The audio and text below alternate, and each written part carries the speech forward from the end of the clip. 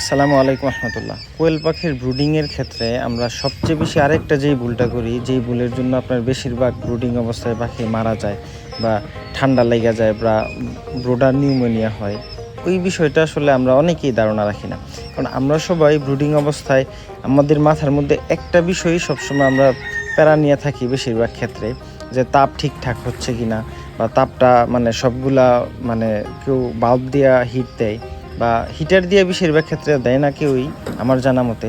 তবে যারা বাতি দিয়ে হিট দেয় তারা বাতি একটার জায়গায় দুইটা লাগায়, চারটার জায়গায় পাঁচটা লাগায়। কিন্তু হিট নিয়ে আমরা সবাই সচেতন থাকি যে যদি হিট ঠিক মতো না হয় তাহলে পাখি আসলে মানে ভালো থাকবে না বা বাচ্চা আপনার ঠান্ডা লেগে যাব। কিন্তু অতিরিক্ত হিটের কারণেও যে পাখিগুলো সমস্যা হয়ে যায় ওইটা আমরা ধারণা রাখি না।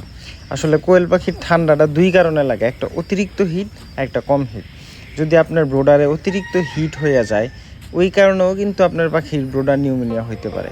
অল্প হিটের জন্যই যে শুধু পাখির ঠান্ডা লাগে এরকম না। আমরা খেয়াল রাখবো যে তাপমাত্রার যে বিষয়টা ওইটা যেন সামঞ্জস্য থাকে, বেশিও না হয় কমও না হয়। যদি কমও হয়ে যায় সমস্যা, বেশি হয় তাহলেও সমস্যা।